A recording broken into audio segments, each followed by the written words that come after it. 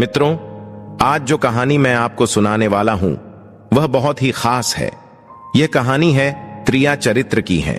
जो भी मनुष्य इस कहानी को पूरा सुनता है वह कभी भी अपने जीवन में धोखा नहीं खाता है। इस कहानी को सुनकर आप अपने जीवन में कई बदलाव ला सकते हो। बहुत समय पहले की बात है। किसी राज्य में एक राजा रहा करता था। उसकी राज्य की चर्चाएं बहुत दूर दूर तक फैली हुई थी। उस राजा का पुत्र था जिसकी उम्र कुछ ज्यादा नहीं थी, 12 या 13 वर्ष होगी। वह राजकुमार बड़ा ही सुंदर था। जब राजा ने उसकी शादी की तो राजकुमार उस वक्त मात्र 14 वर्ष का था और राजा अब बूढ़ा हो चुका था। एक दिन राजा ने सोचा कि अपने राजकुमार को राजा बना देते हैं, क्योंकि उस राजकुमार ने कई शादियां की थीं और पहले के राजाओं में यही नियम था कि राजा जितनी चाहे उतनी शादी कर सकता था। वह राजा अपने पुत्र राजकुमार को राजा बना देता है। राजकुमार की 7 शादी हो चुकी थी। वह राजकुमार जो कि राजा बना था अपनी पढ़ाई लिखाई फिर भी कर रहा था। वह रोज गुरुकुल में पढ़ने के लिए जाया करता था। और एक दिन की बात है, जब वह राजकुमार पढ़ने के लिए विद्यालय जा रहा था तो रास्ते में उसे पनिहारी मिली। वह पनिहारिन भी बहुत सुंदर थी। उस पनिहारिन ने राजकुमार से पूछा था कि हे राजा, आप रोज कहां जाते हैं? राजकुमार कहता है कि मैं रोज विद्या ग्रहण करने के लिए अपने गुरु के पास जाता हूं। तो वह कहती है, यह तो अच्छी बात है, लेकिन यह बताइए आपने त्रिया चरित्र पढ़ा है? राजकुमार कहता है कि नहीं, मैंने ये कभी नहीं पढ़ा है। फिर पनिहारिन कहती है कि आप त्रिया चरित्र अवश्य पढ़ना। मित्रों, राजकुमार कहता है कि यह त्रिया चरित्र क्या होता है? पनिहारी ने कहा कि आप यह बात अपने गुरु से जाकर पूछना और त्रिया चरित्र को अवश्य ही पढ़ना। राजकुमार कहता है कि मैं आज ही जाऊंगा और अपने गुरु से जाकर पूछ लूंगा कि आपने मुझे त्रिया चरित्र क्यों नहीं पढ़ाया। इतनी बात कहने के बाद वह राजकुमार वहां से चल देता है। मित्रों, वह पनिहारिन की बात सुनकर वह राजकुमार गुस्से में था। उसकी आंखें लाल थीं। वह अपने गुरु के पास जाकर प्रणाम करता है। गुरुजी ने पूछा कि बेटा, क्या हुआ? आज तुम क्रोध में दिखाई दे रहे हो और तुम्हारी आंखें लाल क्यों हैं? क्या बात है, मुझे बताओ। राजकुमार ने क्रोध में जवाब दिया कि गुरुदेव, आपने मुझे त्रिया चरित्र क्यों नहीं पढ़ाया? यह बात आपने क्यों छुपाया? त्रिया चरित्र के बारे में मुझे क्यों नहीं बताया? मित्रों, गुरु कहते हैं, बेटा, तुम त्रिया चरित्र नहीं पढ़ पाओगे, क्योंकि त्रिया चरित्र पढ़ना खतरे से खाली नहीं होता है। और जब तुम त्रिया चरित्र पढ़ोगे तो उसमें तुम्हारी जान भी जा सकती है।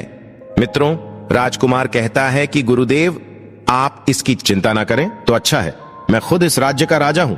तब अपने शिष्य की ऐसी बात सुनकर गुरु कहते हैं कि ठीक है, अब तुमने हटकर ही ली, तो अब हम तुम्हें त्रिया चरित्र पर आते हैं। त्रिया चरित्र पढ़ते पढ़ते राजकुमार को 1 साल हो गए और जब 1 वर्ष हो गया तो गुरु ने कहा कि बेटा, अब तुम्हारी पढ़ाई पूरी हो चुकी है। अब तुम घर जा सकते हो और आज से अपने राज्य को चला सकते हो। अब तुम्हें यहां आने की कोई आवश्यकता नहीं है। मित्रों, राजकुमार कहता है, ठीक है गुरुदेव। राजकुमार जैसे ही जाने को होता है, गुरुदेव उसे रोक लेते हैं और कहते हैं, बेटा, मैं तुम्हें एक ऐसा यंत्र देता हूं, या जब तुम इसे अपने कानों में लगाओगे तो कोई भी तुम्हें पहचान नहीं पाएगा और तुम उसे पहचान लोगे। राजकुमार वह यंत्र अपने हाथों में ले लेता है। मित्रों, गुरु कहते हैं, तुम इस यंत्र को ले जाओ और रात के 12 बजे आज ही के रात में अपने महल से निकलकर के जंगल की तरफ जाना और पूर्व दिशा की ओर जाना। और जब तुम पूर्व दिशा की ओर जाओ तो यह यंत्र अपने कानों में लगा लेना और वहीं पर खड़ा हो जाना। वो राजकुमार कहता है कि ठीक है, ऐसा ही करेंगे। फिर राजकुमार गुरुकुल से महल की ओर चल देता है और जब रात के 12 बज जाते हैं और उस राजकुमार की 7 पत्नियां सो जाती हैं, तब आधी रात के समय वह राजकुमार अपने हाथों में यंत्र लेकर महल से जंगल की तरफ चल देता है। राजा जंगल में पूर्व दिशा की ओर जाता है और वहां जाकर अपने कानों में यंत्र लगा लेता है और वहीं पर खड़ा हो जाता है। तो उसने क्या देखा कि वहीं पनिहारिन जो मुझे रास्ते में मिली थी, वहीं पनिहारिन एक थाली में खाना लेकर जंगल को जा रही है। वहां थोड़ी ही दूरी पर एक संत अपनी कुटिया में रहते थे। वह पनिहारिन संत के पास खाना लेकर जा रही थी।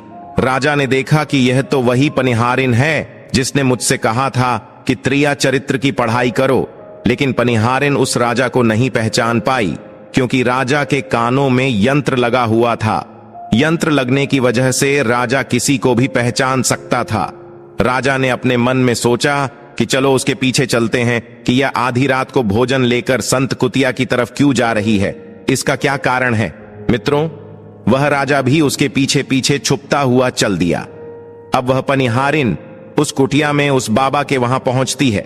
उस बाबा के पास जादू की पोटली थी और वह बाबा जादूगर था।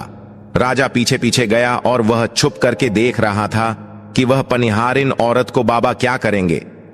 बाबा ने पनिहारिन से कहा, अरे पनिहारिन, पहले तो मुझे यह बता कि आज आने में इतनी देर कैसे लग गई। हाथ जोड़कर पनिहारिन कहने लगी कि महात्मा जी, मेरा विवाह हो चुका है और मेरे पति मुझे ले जाने के लिए आए हैं। हमें लेकर कल चले जाएंगे, इसीलिए हमें उन्हें सुलझाने में थोड़ी देर लग गई और यहां आने में भी देर हो गई। मित्रों, जब यह बात साधु ने सुनी कि पनिहारी का विवाह हो चुका है और इसका पति इसे लेने आया है, तो साधु कहता है कि पनिहारिन, इसका मतलब है कि तुम अपने पति के साथ जाना चाहती हो, तो हमारे पास क्यों आई हो। पनिहारिन कहती है कि मैं आपके बिना नहीं रह सकती हूं, मैं आपके बिना नहीं जी सकती हूं। तो साधु कहता है कि पनिहारिन, इसके लिए तुम्हें काम करना होगा। साधु एक बड़ा सा चाकू निकलता है और पनिहारिन से कहता है कि पनिहारिन, जाओ अपने पति के गर्दन काटकर यहां लेकर आ जाओ। अपने उस पति को मार दो जो हमारे और तुम्हारे बीच में दरार बन रहा है, तब मैं तुम्हें रख लूंगा, तुमसे विवाह करूंगा, तुम्हें अपनी पत्नी बनाऊंगा। मित्रों, बिना कुछ सोचे समझे वह चाकू को ले लेती है और दौड़ते हुए अपने घर जा आती है और उसका पति सो रहा था। वहां जाकर अपने पति की गर्दन काट देती है और उसकी गर्दन को लेकर साधु के पास आती है। और जो राजकुमार थे उसके पीछे पीछे उसका सारा कारनामा देख रहे थे। जब साधु ने देखा कि अपने पति को मार करके उसकी गर्दन यहां लेकर आई है, साधु को बहुत गुस्सा आया और उसने उसे लात मारी और कहा, भाग जाओ यहां से। जब तू अपने पति की नहीं हो सकी, जिसके साथ तूने 7 फेरे लिए, तो तू मेरी क्या होगी। जल्दी भाग जाओ यहां से। अगर तुम मेरे पास दोबारा आई तो मैं तुझे जीवित नहीं छोड़ूंगा। मित्रों, साधु की यह बात सुनकर उस पनिहारिन को ऐसा लगा जैसे उसके पैरों तले जमीन खिसक गई हो। फिर भी अपने पति की कटी हुई गर्दन घर लेकर के आई और उसकी गर्दन जोर देती है और वहीं बैठ जाती है। और इधर जैसे ही सवेरा हुआ, अपने पति के पास बैठकर रोने लगती है और चिल्लाने लगती है। कहती है, देखो देखो, किसी ने मेरे पति की हत्या कर दी। लेकिन रात में उस पनिहारिन का सारा कारनामा राजकुमार देख चुका था। इधर सारे गांव वाले पनिहारिन के घर चले जाते हैं और उसके पति की लाश को लेकर गांव के बाहर जाते हैं उसका दाह संस्कार करने के लिए। और वह पनिहारिन भी पीछे से भागती हुई रोती हुई चली जा रही थी। और उधर राजकुमार भी जा रहे थे जो कि अपने राज्य के राजा बन चुके थे। पनिहारिन भागती हुई चिल्लाती हुई पहुंची और कहने लगी, मैं सती बनूंगी, क्योंकि अगर जब मेरे पति ही नहीं रहे तो ऐसे जीवन का क्या फायदा। मैं इन्हीं के साथ सती हो जाऊंगी। राजा को उसकी बातें सुनकर हंसी आ जाती है और राजा कहता है, त्रिया चरित्र, जाने ना कोई और खसम मेरी के हुए सतीराज। मित्रों, राजकुमार की यह बात और कोई तो नहीं समझ पाया, लेकिन वह पनिहारिन समझ जाती है। कहती है कि राजा साहब, आप हमारे ऊपर यह बात कह रहे हैं, लेकिन चलिए कोई बात नहीं, मैं सती हो जाऊंगी। लेकिन पनिहारिन जाते जाते कहती हैं, मैं तुम्हें एक बात बताती हूं। राजकुमार कहता है, क्या बताओ। पनिहारिन कहती है कि राजा साहब, आप जब चटाई पर बैठे तो चटाई को झाड़ कर बैठना। राजा कहता है कि यह पनिहारिन क्या कह रही है, मैं तो राजा हूं, मुझे चटाई पर बैठने की क्या आवश्यकता है। पनिहारिन कहती हैं कि नहीं, जब भी तुम्हें कोई नौबत आए चटाई पर बैठने की तो तुम चटाई को झाड़ कर बैठना। राजकुमार कहता है कि चलो ठीक है, अगर तुम कह रही हो तो मैं ऐसा ही करूंगा। और कहने के बाद वह अपने पति के साथ सती हो जाती है और राजकुमार उनका अंतिम संस्कार करवाकर अपने घर को आ जाते हैं।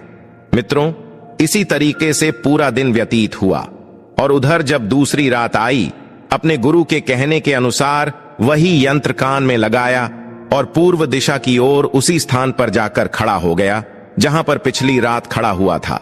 दूसरी रात को राजकुमार ने क्या देखा, अपनी 7 पत्नियों को भोजन की थाली अपने अपने हाथों में लेकर उसी साधु की कुटिया की तरफ जा रही है। जैसे ही राजा ने अपनी 7 पत्नियों को उस साधु की कुटिया की तरफ जाते हुए देखा, राजकुमार के पैरों तले जमीन खिसक गई। वह अपने मन में सोचने लगा कि ये क्या चक्कर है। तभी उनमें से एक रानी राजकुमार को देख लेती है, लेकिन रानियों ने अपने पति राजकुमार को नहीं पहचान पाई, क्योंकि राजकुमार अपने कानों में यंत्र लगाए हुए थे। वह यंत्र लगाने की वजह से राजा को कोई पहचान नहीं पाता था। उनमें से एक रानी कहती है कि ये लड़का इतनी रात को यहाँ क्यों खड़ा है। तब रानियों ने उसके लड़के को अपनी तरह बुलाया और कहा, कृपया आप हमारी सहायता करें, इस सामान को उस कुटिया तक ले चलो। मित्रों, बिना कुछ सोचे समझे राजकुमार ने वह थाली अपने हाथों में ले ली और अपनी रानियों के साथ कुटिया तक जाने लगा।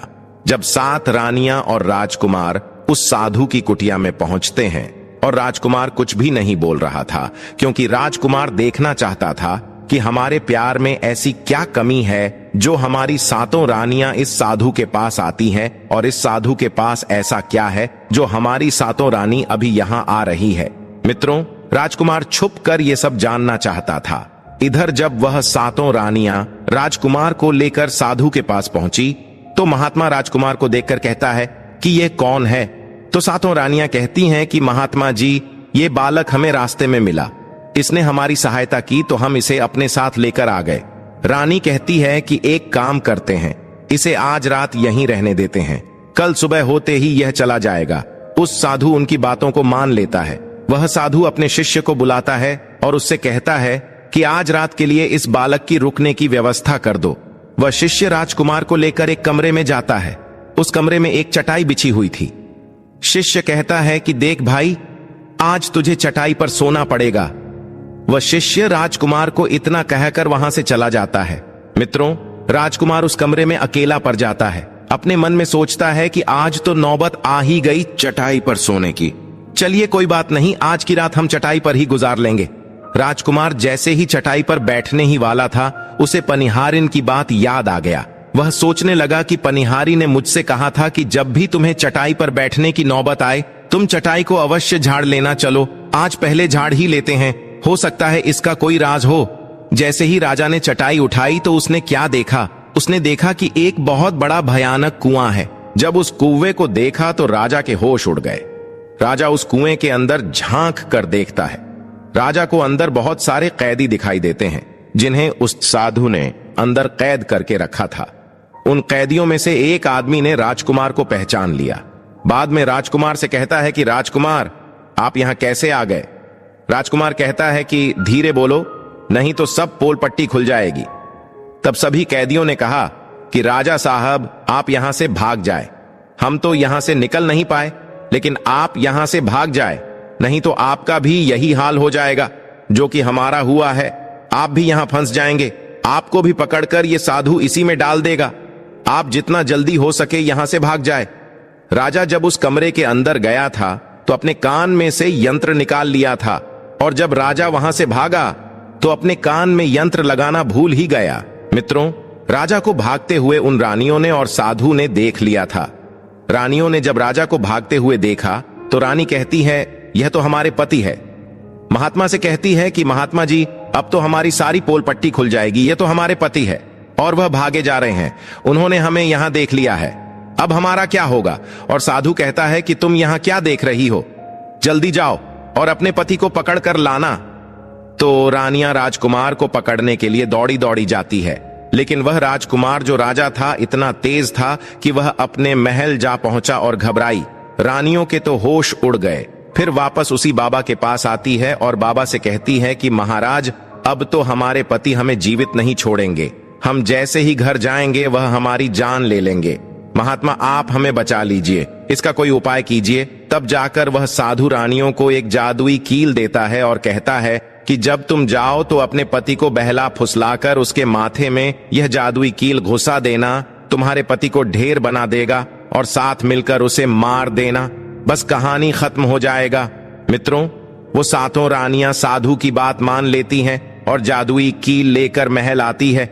वह 7 रानियां आपस में विचार करती हैं कि राजा सबसे ज्यादा प्रेम सबसे छोटी वाली रानी को करते हैं, तो वह रानियां मिलकर जादू वाला कील छोटी रानी को दे देती है और कहती हैं, ये लो तुम्हारा काम है, तुम किसी भी तरह राजकुमार के सर में ये कील गाड़ देना।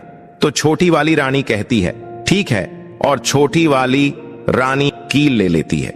जब राजा ने उन 7 रानियों को आते हुए देखा तो क्रोध में कहा कि पहले तुम यहीं रुको, पहले मुझे यह बताओ कि हमारे राज्य में और मुझ में ऐसी क्या कमी है कि तुम आधी रात को उस साधु के पास जाते हो? इसका क्या कारण है? सातों रानियां हाथ जोड़कर कहती हैं, महाराज हमें माफ कर दीजिए। हमें लगता है कि उस साधु बाबा ने हम पर कोई जादू टोना कर दिया था, इसीलिए हमसे ऐसी गलती हो गई। आइंदा ऐसी गलती हमसे कभी नहीं होगी। छोटी रानी की ऐसी बातें सुनकर राजा उनकी बातों को मान लेता है, क्योंकि वह राजा छोटी रानी से बहुत प्रेम करता था। मित्रों, वह राजा भी सोचने लगता है कि शायद उस बाबा ने ही इन पर कोई जादू टोना किया होगा और अपनी सातों पत्नियों को माफ कर देता है और कहता है, ठीक है, तुम अपने कमरे में चली जाओ। सबसे छोटी रानी, जिसे राजकुमार बहुत प्रेम करता था, वह राजकुमार को खाना खिलाती है और राजकुमार को सुला देती है। जब वह राजा सो गया तो वह रानियां भी वहीं आ जाती हैं। सबसे छोटी रानी जो थी, वह जादुई कील निकालती है और राजा के माथे में घुसा देती है। राजा पूरा तेजी से उठा, लेकिन इतने समय में वह ढेर बन चुका था। अब उस राजा में इतनी शक्ति नहीं थी कि उन सातों रानियां से मुकाबला कर सके। वह सातों रानियां उस राजा को पकड़ने लगीं। राजा फिर भी हिम्मत नहीं हारी और अपने महल की खिड़की से कूदकर राजा भागते भागते अपने गुरु के पास पहुंच गया और कहने लगा कि गुरुजी, मुझे माफ कीजिए, मेरी जान बचाइए, नहीं तो मैं मर जाऊंगा। गुरु कहते हैं कि बेटा, मैंने तुमसे कहा था कि तुम त्रिया चरित्र मत सीखो, इसमें जान भी जा सकती है, देखा इसका नतीजा। राजकुमार कहता है, गुरुदेव मुझे माफ कर दो और जल्दी मेरी जान बचाइए, नहीं तो मैं मारा जाऊंगा। मेरी पत्नी ने मेरे सर में जादुई कील ठोकी है, जिसकी वजह से मैं ढेर बन चुका हूं। मित्रों, गुरु ने जब ध्यान से देखा तो कहा कि यह वही कील है जो साधु ने दिया है, मैं तुम्हें अब नहीं बचा सकता। राजकुमार कहता है, नहीं गुरुदेव, ऐसा मत कहिए, मैं आपका शिष्य हूं, आपका कर्तव्य है मेरी जान बचाना। तो गुरु कहते हैं कि बेटा, मैं तुम्हें बचा तो नहीं सकता, लेकिन एक उपाय है। राजकुमार कहता है, क्या उपाय है? तब अपने शिष्य की ऐसी बात सुनकर गुरु कहते हैं कि हम तुम्हें तोता बना देंगे, और जब हम तुम्हें तोता बना देंगे तो तुम सुखवाद राजा के राज्य में चले जाना और वहीं जाकर रहना, क्योंकि सुखवाद राज्य में वह साधु का जादू नहीं चलता है, और तुम्हें जब बहुत प्रेम करने वाली स्त्री मिलेगी तो तुम पुनः राजकुमार बन जाओगे। वह राजकुमार कहता है, ठीक है गुरुदेव, आप हमें तोता बना दीजिए। तो वह गुरुदेव उसे तोता बना देते हैं और वह तोता बनने के बाद वहां से उड़ा और सुखवाद राजा के राज्य में चला गया। जहां पर बहुत सारे तोता रहते थे वहीं जाकर रहने लगा, और सातों रानियों उस राजकुमार को खोज रही थी। जब राजकुमार नहीं मिला तो फिर से उस बाबा के पास जाती है और कहती है कि बाबा जी, वह रात को राजा भाग चुका है, आप अपनी पोटली निकालिए और देखें कि वह कहां है।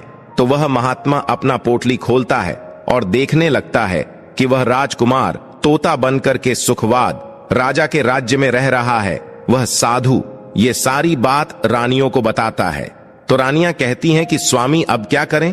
वह साधु कहता है कि अब तुम अपने राजमहल में जाओ और जाकर के घोषणा कर दो कि जो भी तोता पकड़ करके लाएगा, हम उसे 5 सोने के सिक्के देंगे। उस राज्य के जितने भी बहेलियां थे, वो तोता पकड़ने के लिए चारों तरफ घूमने लगते हैं, और जो भी तोता पकड़ते वह रानी के पास जाते और 5 सोने के सिक्के ले लेते थे और वहां से चले जाते, और वह 7 रानियां उस तोते को मार देती थीं।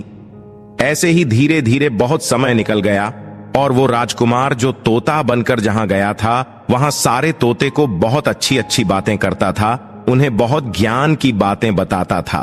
तो सारे तोता को लगा कि यह तोता तो बहुत समझदार है, यह तोता तो बहुत अच्छी अच्छी बातें करता है, इसे हम अपना राजा बना लेते हैं। और सभी तोता मिलकर उसे राजा बना लेते हैं। राजकुमार सभी तोतों का राजा बन जाता है और वही छुपकर रहने लगता है। एक बहेलिया तोता पकड़ते पकड़ते सुखवाद राजा के राज में पहुंच जाता है, और वह उसी पेड़ के पास पहुंच जाता है जहां पर वह राजकुमार तोता बनकर छुपकर रहता था। जब उस बहेलिये ने इतने सारे तोते को देखा तो अपने मन में सोचा कि अगर हम इतने सारे तोते पकड़कर रानी के पास ले जाएंगे तो हमें बहुत सारी सोने के सिक्के मिल जाएंगे। लेकिन वह बहेलिया सोचता है कि मैं इतने सारे तोते पकड़ कर कैसे ले जाऊं। फिर अगली सुबह सारे तोते दाना चुगने के लिए उड़ जाते हैं। तभी वह बहेलिया उस पेड़ के पास जाकर उसकी डालों पर चाकू से कट लगा देता है, जिस कारण से उस पेड़ की गोंद निकलती है, और उसी गोंद के कारण तोते उस पेड़ पर चिपक जाने वाले थे। मित्रों, बहेलिया वहीं छिपकर बैठकर ये नजारा देखने के लिए इंतजार करता है, और जब शाम हुए सारे तोते उड़कर वापस उसी पेड़ पर जा बैठे। तभी उन सारों के पंख और पैर उस गोंद में फंस गया और वे सभी पेड़ की शाखाओं पर चिपक गए, क्योंकि पेड़ पर हर जगह गोंद ही गोंद थी। अब सारे तोते उस गोंद में पूरी तरह से चिपक गए थे। उनके साथ साजकुमार तोता भी शामिल था। तभी वे सारे अपने गुरु राजकुमार तोते से अपनी अपनी जान बचाने के लिए सलाह मांगने लगे। और एक तोता कहता है, हे राजन, आप कुछ भी करो लेकिन हमें आजाद करो, नहीं तो सुबह बहेलिया आएगा और हमें पकड़कर ले जाएगा तथा मार डालेगा। मित्रों, तभी राजकुमार उन सभी को शांत करके कहता है, मेरी बात को ध्यान से सुनो। जब सुबह बहेलिया आएगा तब तुम सभी मरने का नाटक करो, जिस कारण से वह बहेलिया तुम्हें निकालकर जमीन पर रख देगा। उसे ऐसा आभास होना चाहिए कि सारे तोते मर चुके हैं। समय रहते तुम सभी उड़कर अन्य सुरक्षित जगह पर जाना, बाकी मैं सब कुछ संभाल लूंगा। फिर वे सभी अपनी योजना के अनुसार पेड़ पर लटक गए, मानो जैसे सभी मर चुके हैं। फिर दूसरी सुबह जब बहेलिया वहां आता है तो वह देखता है कि सारे तोते मर चुके हैं, और उसे इस बात का अफसोस हो रहा था कि सारे तोते मर चुके हैं, इसलिए वह उन सभी को पेड़ से निकालकर जमीन पर रख देता। तभी सही मौका देख सारे तोते झट से उड़ गए। वहीं दूसरी तरफ उसने देखा कि जो राजकुमार था, जो तोता बना हुआ था, वह वहीं पर रह गया, और नीचे जितने भी तोते थे वो सभी उड़कर भाग गए। बहेलिया ने सोचा, अरे ये क्या हुआ, इस पेड़ पर सिर्फ एक ही तोता है जो कि मरा लटका हुआ है, और जितने तोते मैंने छुड़ाकर नीचे फेंका वह सभी उड़कर भाग गए। बहेलिया ने सोचा, इसका मतलब ये सारे तोता ने मिलकर मेरे साथ धोखा किया है। अब राजकुमार जो था, जो तोता बना हुआ था, वहीं सिर्फ पेड़ पर लटका हुआ था। वह बहेलिया कहता है कि यह सब तुम्हारी चाल है, चलो अब मैं तुम्हें लेकर जाऊंगा और रानी के हाथ बेच दूंगा और मुझे 5 सोने के सिक्के मिल जाएंगे। और इधर वह बहेलिया उस तोता को बेचने के लिए रानी के पास जाने लगता है। मित्रों, रास्ते में वह तोता कहता है कि तुम मुझे कहां ले जा रहे हो? तो वह बहेलिया कहता है, मैं तुम्हें बेचने के लिए रानी के पास ले जा रहा हूं। अगर मैं तुम्हें वहां बेच दूंगा तो मुझे 5 सोने के सिक्के मिलेंगे। वह राजकुमार कहता है कि मैं अगर तुम्हें 50,000 सोने के सिक्के दिला दूं तो क्या तुम मुझे नहीं बेचोगे? बहेलिया कहता है, तुम मुझे 50,000 सोने के सिक्के कैसे दिलाएगा? मित्रों, तोता कहता है कि राजा सुखवाद के यहां एक बहुत बड़ा मेला लगता है, तुम मुझे वही बेचो, मूल्य में स्वयं बताऊंगा। बहेलिया उस तोते की बात मान लेता है और रानी के पास बेचने की जगह राजा के राज्य के मेले में तोता को बेचने चला जाता है। और राजा के राज्य में यह नियम था, अगर किसी व्यक्ति का सामान शाम तक नहीं बिके तो वह राजा स्वयं आकर उसे खरीद लेता था। बहेलिया उस तोते को लेकर बाजार में पहुंचा हुआ था। जब कोई व्यक्ति उस तोते को खरीदने आता है तो वह पूछता कि यह कितने का है, तो वह बहेलिया कहता है कि तोता अपना दाम स्वयं बताएगा। तो वह तोता अपना दाम इतना बता देता कि कोई भी व्यक्ति उसे खरीद ही नहीं पाता। ऐसे ही करते करते शाम हो गई और अब सभी अपने अपनी दुकान लेकर चले गए। सभी का दुकान उजड़ गया था, बस एक बहेलिया और एक तोता ही रह गए थे। इधर राजा ने अपने सिपाहियों को आदेश दिया कि जाओ देख कर आओ, किसी का सामान तो नहीं रह गया है। जब राजा के सिपाही आए तो उन्होंने देखा कि एक बहेलिया तोता को लेकर बैठा हुआ है। सिपाही बहेलिया से कहते हैं कि बहेलिया, तुम्हारा तोता क्यों नहीं बिका? तुम इसे कितने में बेच रहे हो? तो तोता कहता है कि जो इन्हें 50,000 सोने के सिक्के देगा वही मुझे खरीद पाएगा। उस तोते की बात सुनकर वह सिपाही आश्चर्य में पड़ जाते हैं और सोचते हैं, अरे यह तोता अपना मूल्य स्वयं बताता है। तब सिपाही राजा के पास जाते हैं और राजा को सारी बात बताते हैं और कहते हैं, एक बहेलिया एक तोता लेकर बैठा हुआ है, लेकिन वह तोता अपना मूल्य स्वयं ही बताता है। वह इतना महंगा बताता है, शायद इसीलिए उसे कोई खरीद नहीं सका। राजा सिपाहियों से पूछता है कि वह अपना मूल्य कितना बता रहा है। तो सिपाही कहते हैं, अपना मूल्य 50,000 सोने के सिक्के बता रहा है, चलिए हम खरीदेंगे। अगर नहीं खरीदेंगे तो हमारे राज्य की बदनामी होगी कि राजा के बाजार में एक तोता नहीं बिका, और इसलिए राजा अपने मंत्रियों के साथ अपने रथ पर सवार होकर बाजार में पहुंचता है। कहता है, इस तोते का क्या मूल्य कितना है?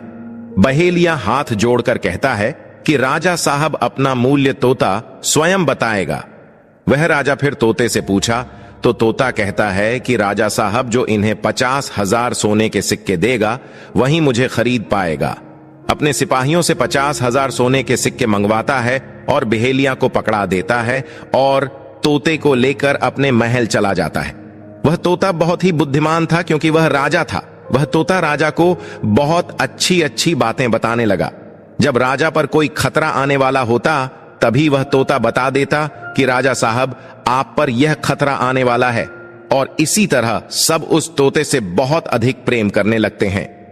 जब यह बात रानियों को पता चला कि राजा ऐसा तोता लेकर आए हैं जो कि बोलता भी है और बहुत अच्छी अच्छी बातें बताता है, तो रानियां राजा से कहती हैं, उस तोता को मेरे पास भिजवा दीजिए, हम भी उस तोते को देखना चाहते हैं, हम उस तोते से बातें करना चाहते हैं।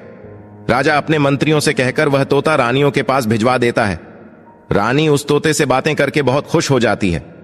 रानी भी तोते से बहुत प्रेम करने लगती है और कहती है कि वह रे तोता, इसीलिए तुझे राजा साहब ने 50,000 सोने के सिक्के देकर खरीदा है। राजा की एक पुत्री थी जो कि बड़ी सुंदर थी। रानी अपनी पुत्री से कहती है कि आज से तुम ही इस तोते का ध्यान रखो और कल तुम इसे अच्छे से धोकर नहला देना। वो राजकुमारी भी उस तोते से बहुत प्रेम करती है। जैसे ही सुबह हुआ, राजकुमारी उस तोते को लेकर नहलाने जाती है। राजकुमारी तोते को नहला रही थी तो उसने देखा कि तोते के सिर पर कील सा कुछ लगा हुआ है। राजकुमारी उसको निकाल देती है। राजकुमारी जैसी ही कील को निकालती है, वह तोता पहले वाला एक सुंदर सा राजकुमार बन जाता है। उसे देखकर राजकुमारी घबरा जाती है। राजकुमार कहता है कि तुम घबराओ नहीं, यह कील वापस से मेरे सर में लगा दो तो मैं फिर से तोता बन जाऊंगा और इसके बारे में मैं तुम्हें रात्रि में बताऊंगा। तुरंत ही वह राजकुमारी और कील राजकुमार के सर में लगा देती है और वह वापस से तोता बन जाता है। रात को राजकुमारी तोते को लेकर अपने कमरे में जाती है और उसके सर से कील निकाल देती है और वह तोता फिर से राजकुमार बन जाता है। राजकुमार अपनी सारी दास्तान उस राजकुमारी को बताता है और कहता है, माफ करना या दास्तान तुम किसी को नहीं बताना, नहीं तो मेरी जान चली जाएगी। राजकुमारी इसके बारे में अपनी माता और पिता को भी नहीं बताती है। दिन भर वह तोता रहता है और रात को राजकुमारी उस तोते को अपने कमरे में ले जाती और उसके माथे से कील निकाल देती और वह राजकुमार बन जाता है और रात में वह दोनों साथ में ही रहते हैं। और ऐसे ही धीरे धीरे समय निकलता गया। राजकुमारी को राजकुमार से प्रेम हो जाता है। इधर क्या हुआ, जो राजकुमार की पत्नियां थीं वह बहुत सारे तोते मरवा देती हैं, लेकिन जो राजकुमार तोता बना हुआ था वह उन्हें नहीं मिलता है और वे उसी साधु के पास जाती हैं और कहती हैं कि हे महात्मा, हमारे पति तो अभी तक हमें नहीं मिले, हम अब क्या करें, उन्हें कैसे मारे। वह साधु फिर से अपनी पोटली खोलता है और देखता है कि वह राजकुमार अभी तक तोता बन के राजा के घर में रह रहा है।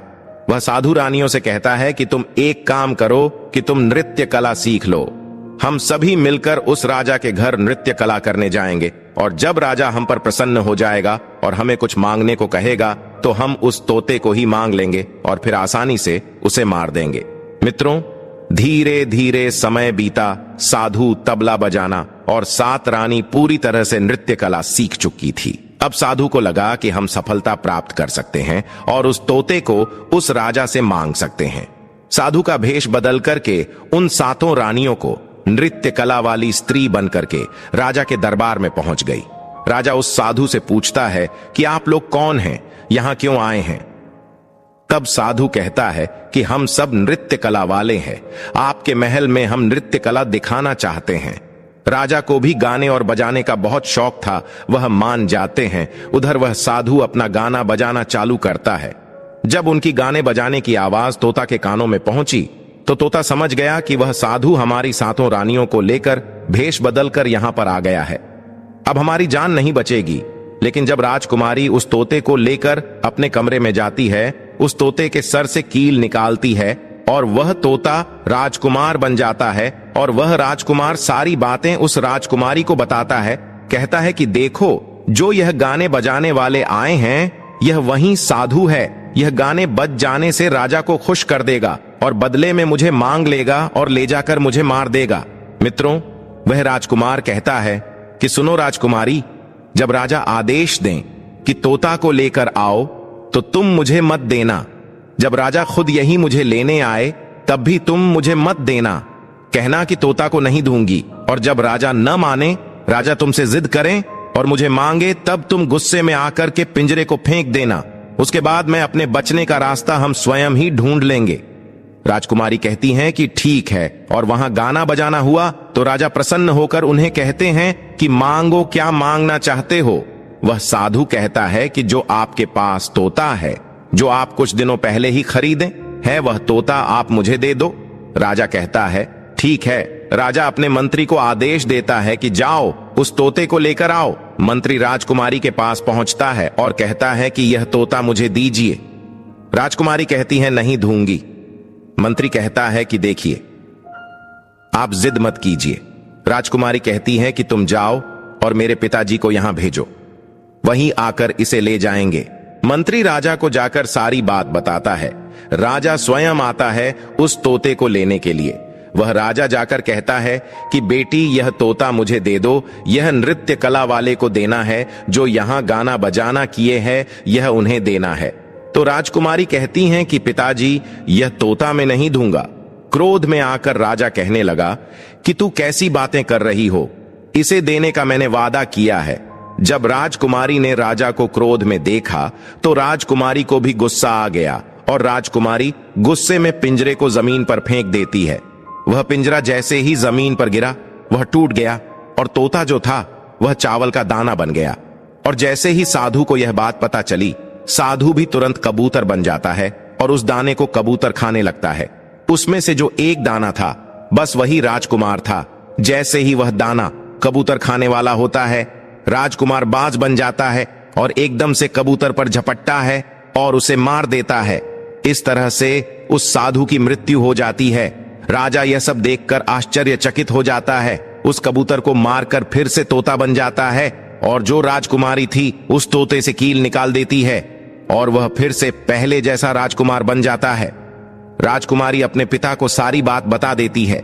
राजकुमार कहता है कि देखिए राजा साहब, मैं भी एक राजा हूं और मैं आपकी बेटी से प्रेम करता हूं और मैं उनसे शादी करना चाहता हूं। वह राजा अपनी पुत्री से पूछता है कि बेटी, क्या तुम इससे शादी करना चाहती हो? तो राजकुमारी कहती हैं कि पिताजी, मैं से प्रेम करती हूं। और फिर राजकुमार उस राजा की पुत्री से विवाह करके अपने महल जाता है और जो उनके 7 पत्नियां थीं उनको पकड़कर बंदी गृह में बंद करवा देता है और राजकुमार खुशी खुशी उस राजकुमारी के साथ रहने लगता है। दोस्तों, जब कोई स्त्री कभी कभी किसी परिस्थिति में चतुराई या चालाकी दिखाती है या दूसरों को बेवकूफ मानते हुए कोई अभिनय ढोंग पाखंड करती है, तो इसे ही त्रिया चरित्र कहते हैं, जिसे पढ़ने के बाद राजा को अपनी जान बचाने के लिए क्या क्या नहीं करना पड़ा, क्योंकि राजा को स्त्री के त्रिया चरित्र की पूरी जानकारी हो चुकी थी कि कैसे जब एक स्त्री को अपना स्वार्थ दिखने लगता है तो वह अपने लोगों को भी बेवकूफ बनाकर अपना स्वार्थ को पूरा करती है और उसके साथ रहने वाले लोगों को इसके बारे में भनक तक नहीं लगता कि यह स्त्री त्रिया चरित्र की खेल कर रही है। मित्रों, जो आपके दिल के करीब है उसके बारे में आप पूरी जानकारी रखिए कि उसके अंदर खुद को लेकर कोई स्वार्थ तो नहीं छुपा है, और अगर ऐसा है तो आप उनसे थोड़ा दूर ही रहें, क्योंकि ऐसे में आपको जिंदगी के हर कदम पर धोखा ही मिलेगा, क्योंकि एक स्वार्थी स्त्रियां अपनी स्वार्थ के लिए जिंदगी में कुछ भी कर सकती हैं। मित्रों, तो उम्मीद है आपको यह कथा अच्छी लगी होगी। इसे पूरा सुनने के लिए आप सभी का धन्यवाद। कमेंट में जय श्री कृष्ण जरूर लिखें। साथ ही वीडियो को लाइक करके चैनल को सब्सक्राइब करना ना भूलिए।